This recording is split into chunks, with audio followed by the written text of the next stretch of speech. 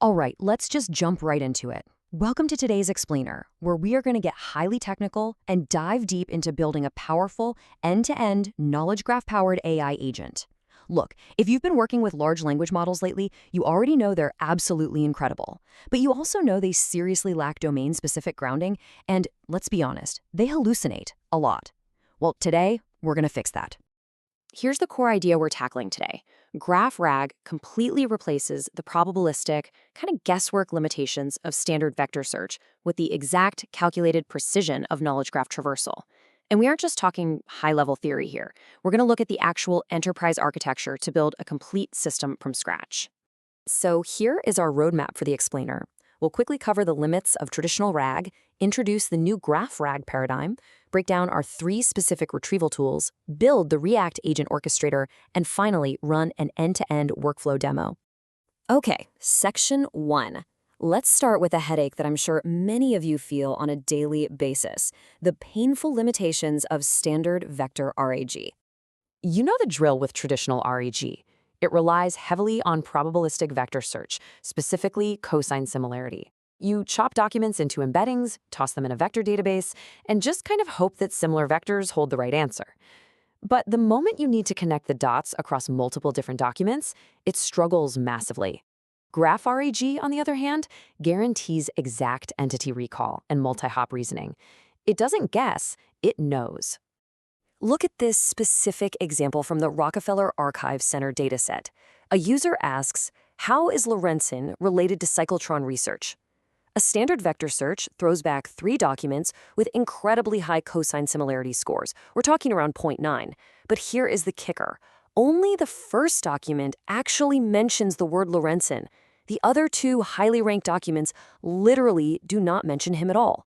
And that perfectly illustrates the problem. Traditional vector embeddings oversimplify domain nuances. They try to squash the complex semantics of an entire document into a single dense vector. So your AI ends up highly ranking completely irrelevant documents just because they share a general vibe or thematic words, completely missing the exact entities you actually care about, like Lorentz or cyclotron.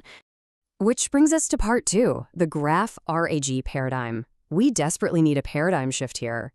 We have to move to a fundamentally different architecture where a structured knowledge graph is our primary retrieval backbone. In this setup, the knowledge graph acts as the central blueprint. We use LLMs up front to process messy, unstructured text, things like emails or private documents, and extract relevant entities and relationships. We then map those extractions to a strict schema. So when a user asks a question, it's converted into a precise query that runs directly on this highly structured graph. Now, a vital concept for this architecture is something called the text-paired graph. By maintaining a text-paired graph, our agent can trace every single node and every relationship right back to the original source document it came from. No more AI black boxes. This ensures complete transparency and 100% auditability for every single answer the system generates. Moving on to section 3. To make this whole architecture work, we've got to equip our AI agent with some very specific tools. Think of it like giving our agent a specialized tool belt. We're giving it 3 distinct tools to solve complex queries: the precise KG retriever, the highly specific KG-enhanced document retriever, and a standard semantic retriever, which we are keeping strictly as a fallback option. Let's break down how each one actually operates. Tool number 1 is the KG retriever. It takes a user's natural language question and uses an LLM to generate a formal cipher query based on our graph-specific schema. It then executes this directly against the graph database, like Neo4j, to pull exact relationships, subgraphs, and aggregate counts. This is absolutely crucial for aggregate questions that vector search literally cannot answer, like who are all the people that talked about this specific research topic. Tool number 2 is the KG-enhanced document retriever, and this one is all about semantic precision. Instead of relying on fuzzy distance metrics, it fetches the actual text of documents that are guaranteed to mention both specified entities and their exact relationship. For example, if you need to know what person X said about person Y, this tool goes in and retrieves the exact specific diary entry where that interaction actually happened. Finally, we have the semantic retriever. This is your standard run-of-the-mill vector similarity search, maybe integrated through a LangChain vector store. But notice I said this is a fallback. Our agent uses this only as a backup plan. If the user's question doesn't involve specific entities, or if the graph happens to lack that specific data, then and only then the agent falls back to traditional probabilistic search. All right, section 4. We have our tools. Now let's build the orchestrator, the actual brain that decides how and when to use them. We're using the React agent framework here. React stands for reason and act, and it literally gives our LLM agency. It cycles through a continuous loop. First, reasoning. It analyzes what information is currently missing to answer the user's prompt. Second, acting. It chooses and calls one of our 3 retrieval tools. And third, observing.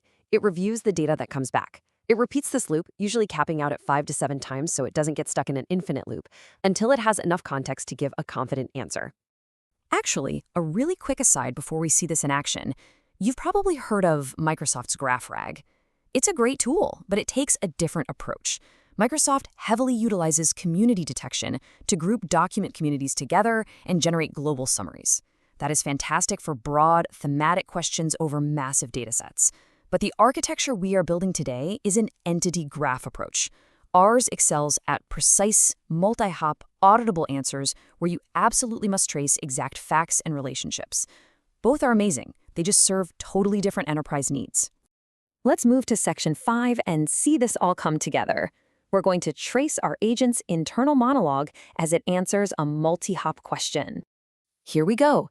The user asks, "What did her fellow researchers say about Dorothy M. Rynch?" The agent enters its React loop and starts its internal monologue. It reasons, "Okay, I don't know what was said, so first I must find out who actually talked about her." Based on that thought, it intelligently decides to trigger tool 1, the KG retriever. Boom, the KG retriever executes a precise cipher query against the graph database and returns an exact, deterministic list of the researchers who interacted with her. The agent observes this incoming data and sees 3 names: Eric Ponder, Pascu, and Irving Langmuir. The agent takes that observation and enters its reasoning phase again. It thinks, all right, I have the names, but I still don't know what they actually said about her. This prompts it to act a second time. This time, it specifically calls tool 2, the KG Enhanced Document Retriever, passing in those exact entity relationships it just found. By fetching the exact source documents, which in this dataset happens to be private diary entries mapped directly to those edges in the graph, the agent has everything it needs. It synthesizes a highly accurate, completely hallucination-free narrative using true multi-hop reasoning. It seamlessly jumped from the concept of Rynch to the specific researchers, right down to the exact source documents, all autonomously. It's honestly a beautiful thing to see working in practice. And that brings us to section 6. The big takeaway here is that GraphRAG is not just some small incremental improvement over VectorRAG. It is a fundamentally different, structurally superior architecture for complex knowledge retrieval. When you force an AI to rely purely on basic vector search, you're making it guess at context rather than allowing it to navigate hard, structured facts. So I want to leave you with this one thought to consider about your own enterprise architecture right now.